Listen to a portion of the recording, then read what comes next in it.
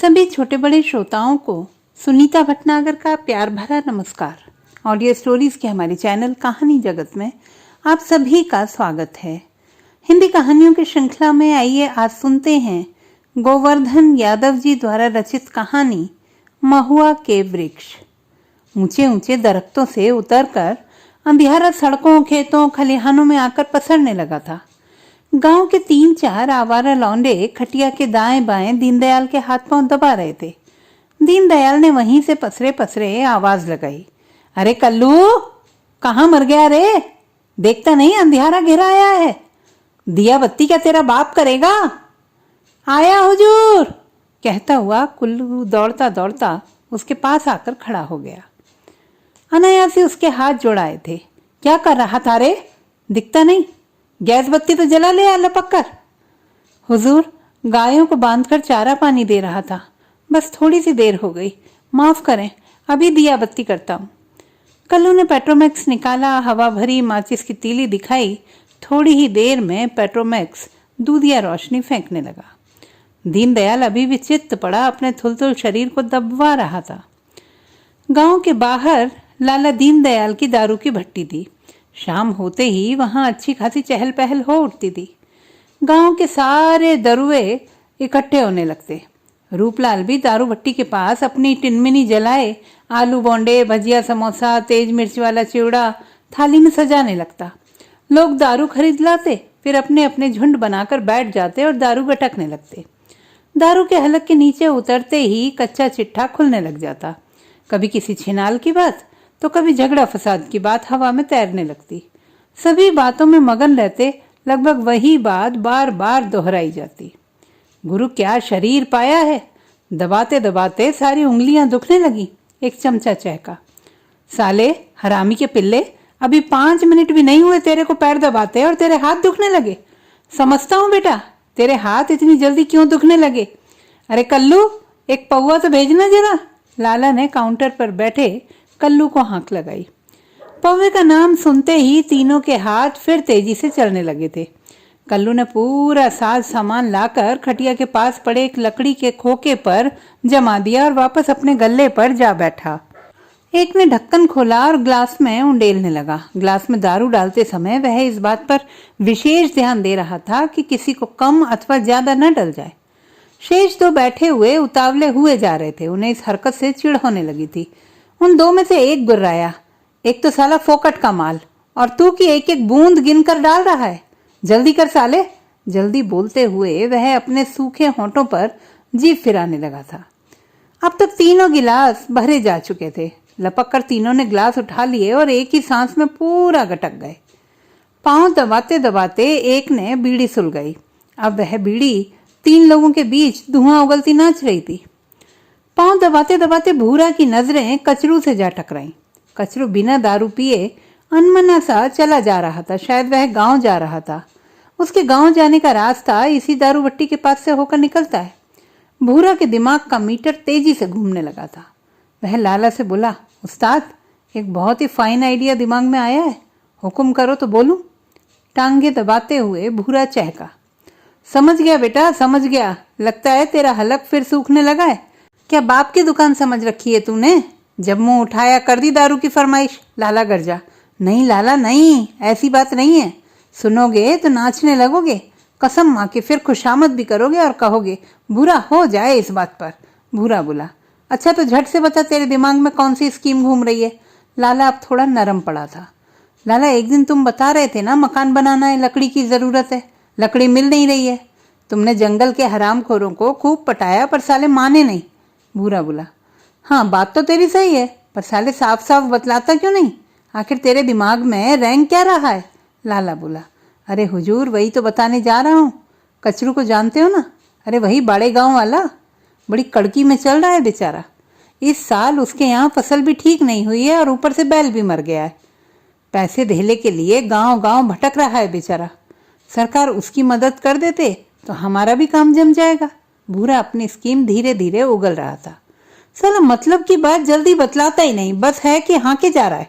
लाला को बेहद गुस्सा आ रहा था। लाला, बोलने भी तो दो, बीच बीच में बोल देते हो तो भूल जाता हूँ। जल्दी बक, क्या बोलना चाहता है तू? लाला गरजा, हुजूर, कचरू के आंगन में 4 महुआ के झाड़ हैं, इतने बड़े कि 2 लोग मिलकर घेरें फिर भी पकड़ में ना आएंगे। कुछ झाड़ सागौन के भी लगे हैं। अड़ी का मामला है, थोड़ी सी रकम सरकाओ तो बात जम जाएगी। बोलो तो बुलाऊं साले को। भूरा अब अपनी पूरी स्कीम उगल चुका था। हाँ हाँ, बुला ले हरामी के पिल्ले को। लाला अब थोड़ा नरम पड़ा था। अपने दूसरे साथी को इशारा करते हुए भूरा चहका, गुड्डू जा तो रे लपक के, थोड़ी ही दूर गया होगा कचरू, जा जरा जल्दी कर। गुड्डू दौड़ता हुआ गया और कचरू को साथ लेता आया। जयराम जी की लाला जी। हाथ जोड़कर कचरू लाला की खाट के पास खड़ा हो गया। अरे बैठ कचरू बैठ, आज तू यहाँ से बिना पिए कैसे चला जा रहा है? वो तो मेरी नजर पड़ गई तुझ पर तो गुड्डू को भेजकर बुलवा लिया। कचरू को स्टूल पर बैठने का इशारा करते हुए लाला उठ बैठा।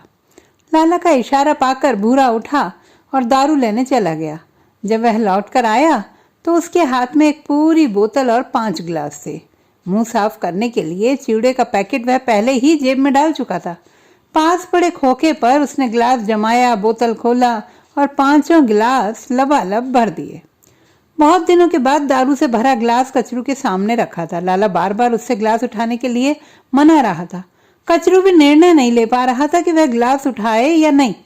आखिर जीत तृष्णा की ही हुई। उसने लपक कर गिलास उठाया और एक ही सांस में खाली कर दिया। इसके बाद एक नहीं पूरे 4 गिलास खाली कर दिए थे उसने। 4 गिलास हलक के नीचे उतर जाने के बाद वह तेज चिवड़ा चबाने लगा था। कचरू, मैंने सुना है कि आजकल तू बहुत परेशानी में चल रहा है और हमको बताया तक नहीं। क्या हम इतने पराये हो गए हैं? लाला के सहानुभूति के 2 शब्द सुनकर कचरू की सारी कड़वाहट एक कड़वे घूंट के साथ ही घुल गई थी। उसने अपनी परेशानियों की गठरी लाला के सामने खोल कर रख दी। बस इतनी सी बात? खैर, परेशान होने की अब जरूरत नहीं है, हम हैं ना तेरे साथ। कहते हुए लाला ने जेब से 100 के 5 नोट निकालकर कचरू के हाथ में थमा दिए। कचरू की आंख से गर्मा गर्म आंसू की 2 बूंद टपक पड़ी। कृतज्ञता से उसके हाथ जुड़ाए थे। कचरू, तुमसे एक बात बतलाना तो भूल ही गया। सुना है तेरे आंगन में महुआ और सागौन के ढेर सारे पेड़ लगे हैं। हमें तो भाई लकड़ी की सख्त जरूरत है। मकान बन रहा है और लकड़ी एक साली मिल ही नहीं रही है। कचरू ने मन ही मन अपने आप को तौला। उसकी समझ में आ चुका था कि लाला आज इतने मेहरबान क्यों हैं। जो जेब से एक फूटी कौड़ी भी नहीं जाने देता, आज बड़े बड़े नोट पकड़ा रहा है। एक बार जी में आया कि साफ मना कर दे, पर वह जानता है कि नोटों की क्या कीमत होती है। अगर जेब में नोट ना हो तो न धर्म कमाया जा सकता है, न ही पाप किए जा सकते। केवल कुछ दिनों के लिए ही वह लोगों से उधार मांगते घूम रहा है, पर नोटों की बात मुंह पर आते ही लोग कन्नी काटने लग जाते। जानता है वह कि विगत 4 दिनों से उसके घर का चूल्हा नहीं चला। बच्चे भूख से बिलबिलाने लगे हैं। बूढ़ी माँ 15 दिनों से बीमार पड़ी है। नोटों के हाथ में आते ही और भी अनेक समस्याएं धारदार हो उठी थी। चाहकर भी वह नोट वापस नहीं कर पाया। नोटों को जेब के हवाले करते हुए अपने गिलास में बची दारू एक घूंट में उतार गया और चलने के लिए उठ खड़ा हुआ।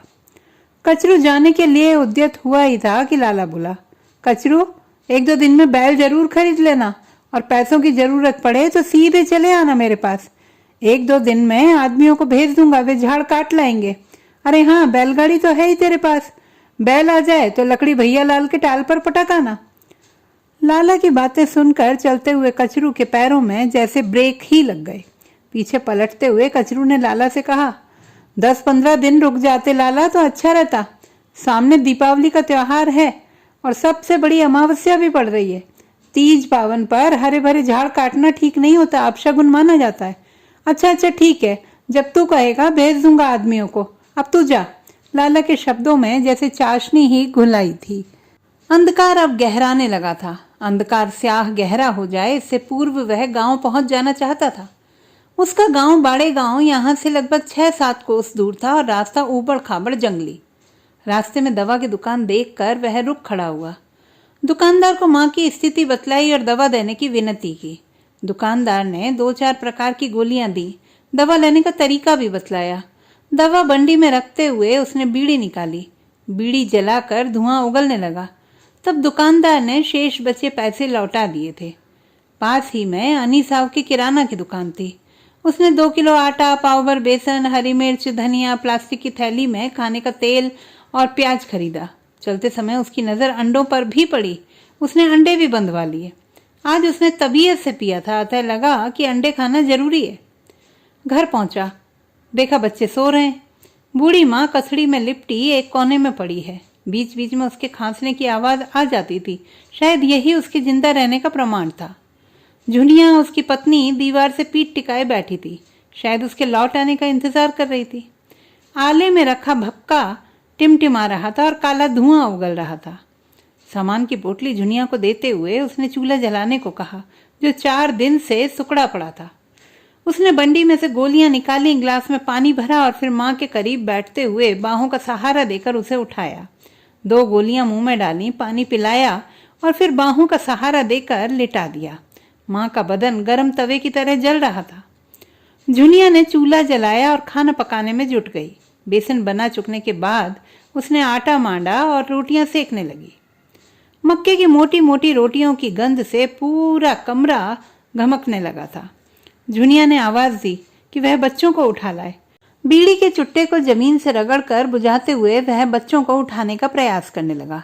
एक को उठाकर बिठलाता तो दूसरा पसर जाता, दूसरे को उठाता तो पहला पसर जाता। जैसे तैसे उसने बच्चों को जगाया।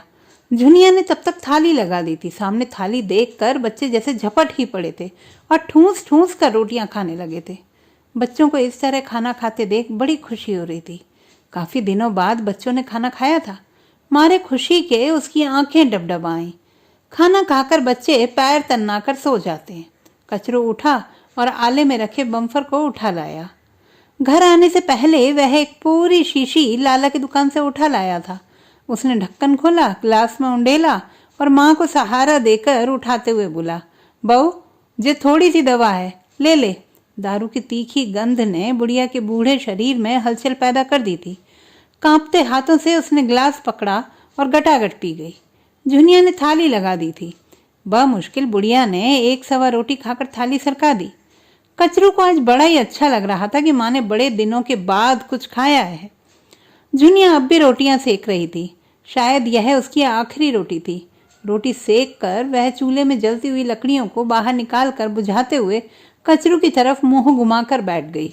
कचरू को भी शायद इसी क्षण का इंतजार था। उसने गिलास खंगाला, दारू से भरा और झुनिया की तरफ बढ़ा दिया। उसने सहज रूप से गिलास ले लिया और एक ही सांस में पूरा उतार दिया। तीखे कड़वे घूंट के अंदर जाते ही पेट में हलचल मचनी शुरू हो गई। उसके काले गाढ़े रंग पर एक और रंग चढ़ाया था, जिसे चाहते हुए भी वह कचरू की निगाहों से छिपा नहीं पाई। भपके की टिमटिमाती मध्यम रोशनी में दोनों की नजरें मिली। दिल एक बार जोरों से धड़का। अपने आप ही उसकी नजरें झुक आई थी। लजाते हुए उसने फिर से गिलास कचरू की ओर बढ़ा दिया था। शायद वह और थोड़ी सी लेना चाह रही थी। 2-4 घूंट हलक के नीचे उतरते ही वह कुछ दार्शनिक हो चली थी। गिलास की ओर देखते हुए सोचने लगी थी कि कितनी अहम चीज होती है दारू हम आदिवासियों के लिए। अगर दारू का सहारा न मिला होता तो हमारे जंगल में रह पाने की कल्पना ही बेमानी होती। माना कि हम प्रकृति प्रेमी हैं, तभी तो बियावान जंगल में जंगली जानवरों, विषैले कीट पतंगों के बीच हंसी खुशी से रह लेते हैं। डर नाम की कोई चीज होती है, यह भी भूल जाते हैं। डर तो आखिर डर ही होता है, वह भला किसे नहीं डराता। दिन में अक्सर जंगल शांत रहता है, पर जैसे ही दिन ढलता है अंगड़ाई लेकर जाग खड़ा होता है। फिर जंगल पूरी रात जागता रहता है। यदि उसे बीच में झपकी भी आ जाए ना, तो शेरों की दहाड़ के साथ ही वह चौंक चौंक कर उठ बैठता है। कलेजा चीर देने वाली बर्फीली हवाएं भी उसे कपा जाती हैं। ऐसी भयावह रात में कौन भला यहाँ रुकना चाहेगा। दिन में पहाड़ भले ही अच्छे लगे, पर अंधियारे में घिरते ही वे दैत्य के समान दिखने लगते हैं। शायद दारू ही ऐसा शक्तिशाली पेय है जो हम आदिवासियों के दिलों में हिम्मत का जज्बा बनाए रखता है, सारे प्रकार के डरों से मुकाबला करने की हिम्मत जुटाए रखती है। शायद यही कारण था कि दारू हम आदिवासियों की दिनचर्या का एक आवश्यक अंग बन गई है, हमारी संस्कृति में रच बस गई है। हाथ में गिलास थामे झुनिया सिर लटकाए अपने ही विचारों की दुनिया में मस्त थी। कचरू को ऐसा लगा कि कुछ उसे ज्यादा ही चढ़ गई है, तभी तो वह सिर लटकाए बैठी है। उसने उसे झंझोड़ा, तब जाकर वह जंगल के तिलिस्म के घेरे को तोड़कर बाहर आ सकी थी। कुछ चैतन्य होते हुए उसने बची हुई दारू को हलक के नीचे उतार लिया। अब वह थाली लगाने लगी थी। थाली लगाकर उसने कचरू की ओर बढ़ा दी। कचरू ने खाना खाया और दीवार से पीठ टिकाकर बीड़ी पीने लगा। बीड़ी पीकर पास ही पड़ी कथड़ी पर जाकर पसर गया। झुनिया ने भी खाना खाया। झूठे बर्तन समेटकर एक ओर रखते हुए वह भी कचरू के पायताने आकर लेट गई। कचरू ने उसकी बाह पकड़कर अपनी ओर खींचा। वह भी सहज ही उसकी ओर खींची चली गई थी। शायद वह इसके लिए पहले से ही मानसिक रूप से तैयार भी थी। कचरू ने वहीं से पड़े पड़े आले में जल रहे भपके को फूंक कर बुझा दिया। अब उसकी खुरदुरी हथेलियां झुनिया के बदन पर फिसलने लगी थी। मुर्गे की बांग के साथ ही वह उठ बैठा। बहू के पास सरकते हुए वह अपनी उंगलियों के पोरों को बुढ़िया के नथुन तक ले गया। सांसें चल रही हैं यह जानकर उसे अच्छा लगा। उसने मन ही मन बड़े देव को धन्यवाद दिया और बाड़ी में निकल आया। बाड़ी की ओरती से पीठ टिकाकर बैठते हुए उसने बंडी में से बीड़ी निकाली, चकमक चमकाई। जलता हुआ कपास बीड़ी के मुंह पर लपेटा और फूंक फूंक करके धुआं उगलने लगा। बीड़ी को होंठों से एक और दबाते हुए उसने बंडी में हाथ डाला, नोटों को निकाला और गिनने का उपक्रम करने लगा। 100-100 के 4 और 10-10 के 5 नोट अब भी शेष बचे थे। धुआं उगलते हुए वह भावी योजना को क्रियान्वयन करने की सोचने लगा। आज हाट बाजार का दिन है। घाटी के नीचे जमकर बाजार लगेगा। सप्ताह में पड़ने वाले त्योहार से पहले का बाजार है। ढेरों सारी दुकानें लगेंगी। बच्चों और घरवाली को लेकर वह हाट पहुंचेगा। धन्नो हलवाई की दुकान पर पहुंचकर वह सभी को गुड़ की जलेबी खिलाएगा। फिर बच्चों के कपड़े लत्ते खरीदेगा। बहू और झुनिया के लिए साड़ियां खरीदेगा। दोनों की साड़ियां भी तो तार तार हो चली हैं। कपड़ों की कमी तो स्वयं उसके पास है, पर इस साल जैसे तैसे काम चला लेगा। पर अंगोछा जरूर ही खरीदना होगा। सिर ढकने को तो इसकी जरूरत पड़ती ही है। कुछ राशन पानी भी भरना जरूरी है। उसने गणित लगाया कि इन सब पर लगभग 300-350 रुपये खर्च हो ही जाएंगे। बचेंगे 150-200 के करीब। तो वह 100 का नोट घरवाली के पास रख छोड़ेगा। आड़े वक्त काम में आएंगे। 50 रुपये वह स्वयं के लिए बचा कर रखेगा। सहसा उसे ध्यान आया कि काला मुर्गा, नींबू, रेशमी धागे लाना तो वह भूल ही गया। कल बड़ी अमावस्या है। हर साल वह बड़े देव को इसी दिन काला मुर्गा चढ़ाता आया है। भगत इसी दिन धागा मंतर कर देता है। बच्चों के लिए वह धागा बनवाएगा। देव पर चढ़ाने को दारू भी तो लगती है। खैर, दारू तो सारे सगा लोग मिलकर उतारेंगे ही। दारू वहीं से मिल जाएगी। जोड़ घटाने में इतना निमग्न था कचरू कि उसे याद ही नहीं रहा कि बीड़ी कब की बुझ गई है और झुनिया बर्तन मलने के लिए बाड़े में आ चुकी है। झुनिया ने उसे 2-3 बार टोका कि वह क्या सोच रहा है, पर वह तनिक भी ध्यान नहीं दे पाया। बर्तन मलते हुए झुनिया ने फिर टेर लगाई। अब की बार उसने ऊंचे स्वर में आवाज दी थी। अपनी काल्पनिक दुनिया से निकलते हुए कचरू हड़बड़ाकर उठ बैठा। झुनिया बर्तन मलते मलते उसकी इस दशा को देखकर खिलखिलाकर हंस पड़ी थी। झुनिया का इस तरह हंसना उसे अच्छा लग रहा था। लगभग दांत निपोड़ते हुए झुनिया ने ताना उछाला था, कहाँ सोच रहे होते बैठे बैठे? हलक को थूक से गीला करते हुए कचरू ने कहा, कुछ तो नहीं, हाट बाजार से कपड़ा लत्ता तीज त्योहार का सामान खरीदने वास्ते सोच रहे थे। रात के तो खूब मजा मारी तेने, झुनिया ने शर्माते हुए कहा। झुनिया के कठोर मगर उन्नत उरोजों से खेलते हुए तो कभी नितंबों पर हाथ फेर कर उत्तेजित करते हुए का दृश्य आंखों के सामने एक बारगी घूमने लगा। उसके कान गर्म होने लगे थे, सांसें तेज होने लगी थी। वह और कुछ सोचे, झुनिया ने बात आगे बढ़ाते हुए पूछा, जेते बता, इतने सारे पैसा कहाँ से लाओ तू? पैसों के बारे में पत्नी का पूछना वाजिब था। विगत 15 दिनों से वह पैसों के लिए कभी इस गांव तो कभी उस गांव घूम रहा था। गिड़गिड़ाने के बाद भी उसे रकम नहीं मिल पाई थी। आज अचानक इतने सारे पैसों को देखकर उसका पूछना उचित भी था। कचरू मन ही मन सोच रहा था कि बात कहाँ से शुरू की जाए। मने तेरी सारी बातें सुन लई है रे कचरू, जे काम तो तूने कछु अच्छो नहीं करो।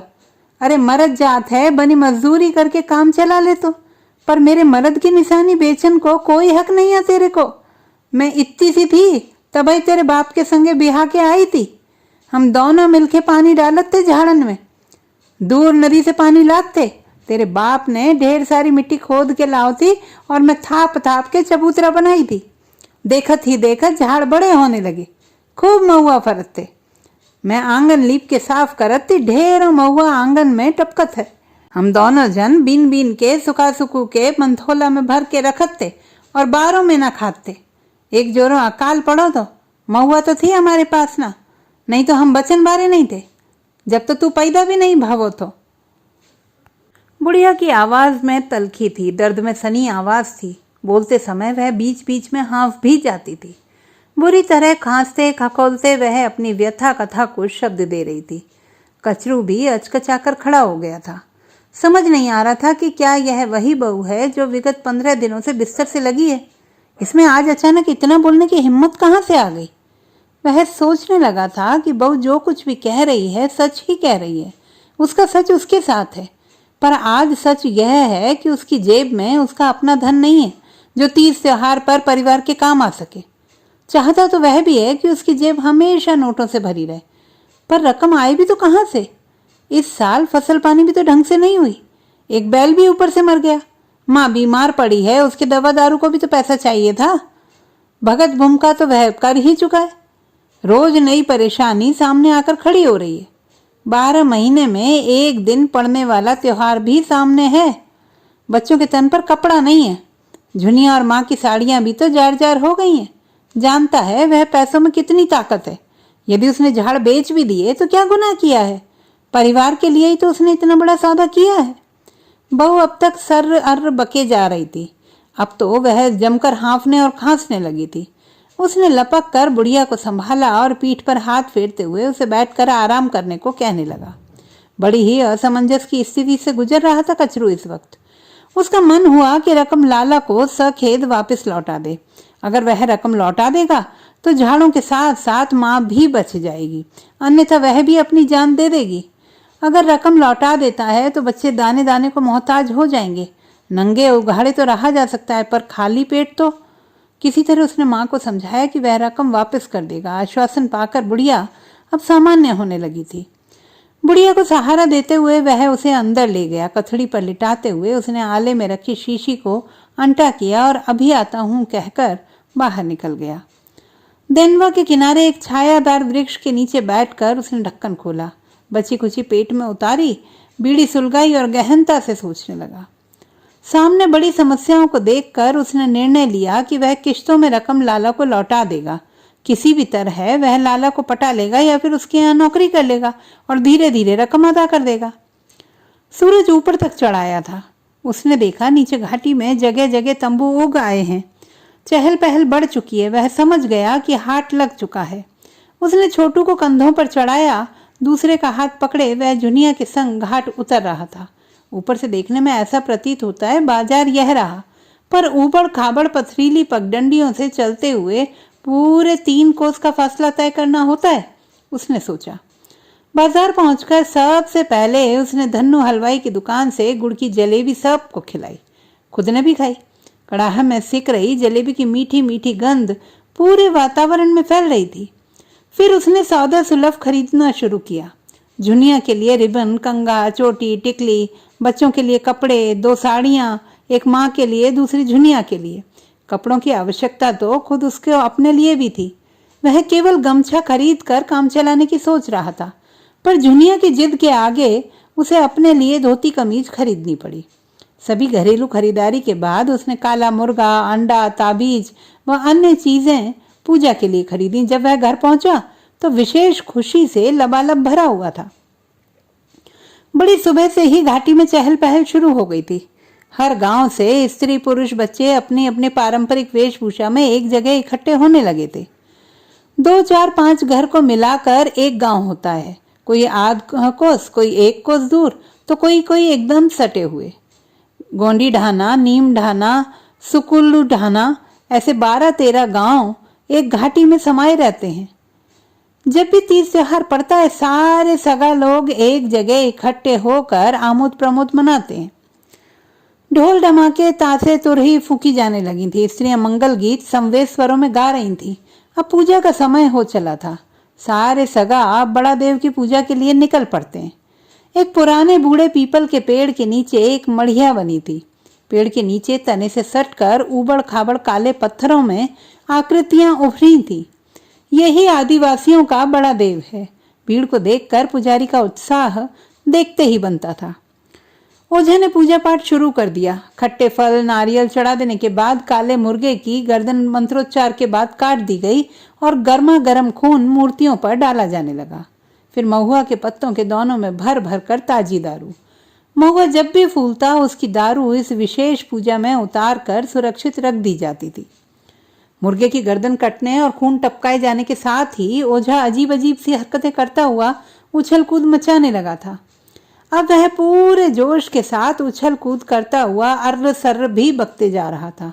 सारे सगा लोग सांस रोके ओझा के सिर पर सवार देव की आज्ञा की प्रतीक्षा करने लगे थे। फिर ओझा ने वहीं से खट्टे फल उतार कर गांव की सीमाएं बांधनी शुरू कर दी थी ताकि कोई बीमारी महामारी गांव में न घुस सके। अब लोग बारी बारी से बाबा का आशीर्वाद पाने के लिए आने लगे थे। कोई गंडा ताबीज बनवाता तो कोई धुनी राग भभूत पाकर संतुष्ट हो लेता और झुककर प्रणाम करता और अपनी जगह जाकर बैठ जाता। कचरू ने अपने लिए परिवार के लिए बाबा से प्रार्थना की कि वह उन्हें परेशानियों से बचाए। ओझा ने कुछ धागे मंत्र कर दिए।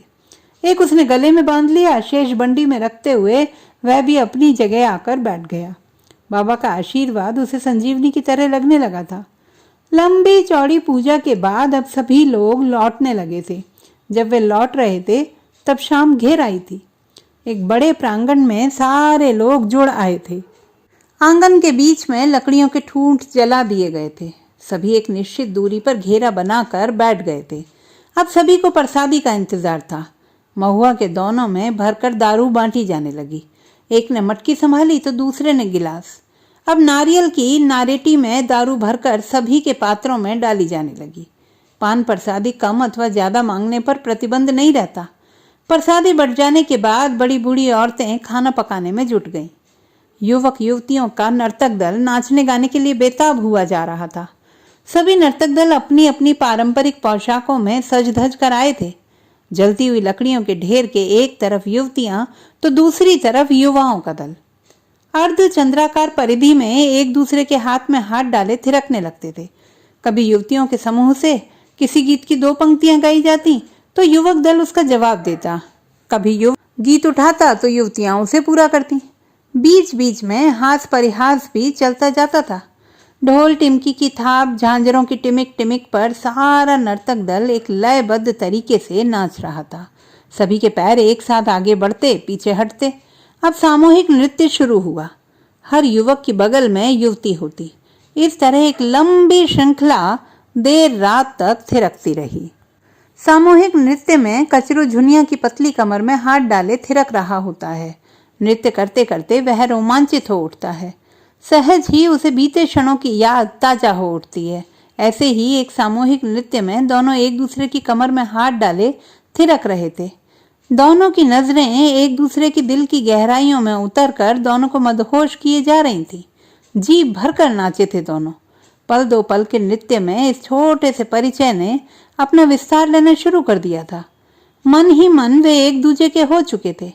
एक दिन वे दोनों घर से भाग भी खड़े हुए थे।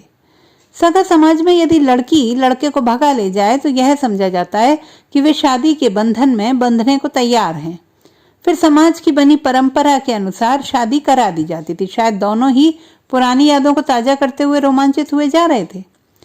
5 दिन तक चलने वाले इस उत्सव का एक एक क्षण एक एक पल प्यार समर्पण सहयोग सदाचार के साथ संपन्न होता है। कचरू विगत 2 दिनों से अपनी झोपड़ी के बाहर नहीं निकल पाया था। शायद वह अपनी थकान मिटा रहा था। जब भी मूड होता चढ़ा लेता और टुन्न होकर पड़ा रहता अथवा दोस्तों के साथ मछली मारने निकल पड़ता। उत्सव का सारा खुमार अब उतार पर था। सारे लोग अपने अपने काम धंधों पर निकल पड़े थे। गहरी नींद में सोया था कचरू। उसने एक भयानक सपना देखा। लाला के लोग हाथों में कुल्हाड़ियां गंडासे लेकर आ धमके हैं। कचरू झाड़ काटने के लिए मना कर रहा है। लाला के लोग मान नहीं रहे हैं। वे झाड़ काटने के लिए उतावले हुए जा रहे हैं। कचरू गिड़गिड़ा रहा है। उसने अब लाला के पैर पकड़ लिए थे। लाला भी तैश में था। भला इतनी बड़ी रकम देकर उसने सौदा पक्का जो किया था और अब वह पिछले 2-3 बार की तरह खाली हाथ लौटना भी नहीं चाहता था। लाला ने उसकी अनुनय को ठुकराते हुए उसे परे धकेलते हुए अपने आदमियों को झाड़ काटने की आज्ञा दे दी। बस फिर क्या था, दनादन चोटें वृक्षों पर चलने लगी थी। कचरू को ऐसा लगा कि वार वृक्षों पर न पड़कर उसके शरीर पर पड़ रहे थे। वह एक चीख के साथ उठ बैठा था। आए दिन उसे भयानक सपने घेरने लगते थे। झुनिया भी समझाती पर उसकी समझ में आने से रहा। जानता है वह अपना भविष्य कि कल क्या होगा। उसकी हर रात दहशत में कटती तो दिन बेचैनी के साथ। सुबह सोकर उठ ही पाया था कि लाला के लोग आ धमके। सभी के हाथों में कुल्हाड़ियां, गंडासे, मजबूत रस्सियों के बंडल थे। दल के मुखिया ने आगे बढ़कर झाड़ काटने का हुक्म दिया। दल आगे बढ़ने लगा। कचरू ने मुखिया के पैरों में गिरते हुए कुछ दिन की और मोहलत मांगी। उसने और मोहलत देने से इनकार कर दिया था। वह नहीं चाहता था कि बार बार एक ही बात दोहराई जाए। दहाड़ मार कर रो पड़ा कचरू। अपने वृक्षों को बचाने के लिए वह गुहार लगाता रहा, पर अब उसके साथ साथ उसकी बीवी बच्चे भी जुड़ाए थे।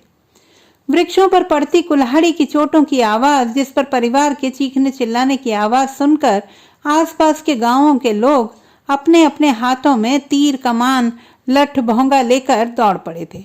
माहौल में उत्तेजना बढ़ती जा रही थी। चारों तरफ घेरो, पकड़ो, मारो के सम्मिलित स्वर हवा में गूंजने लगे थे। लोग जमकर लाठियां बरसाने लगे थे। कोई वार करता तो कोई बचाकर ले जाता। देखते ही देखते लोगों के बीच सिर फुटब्बल होने लगी थी।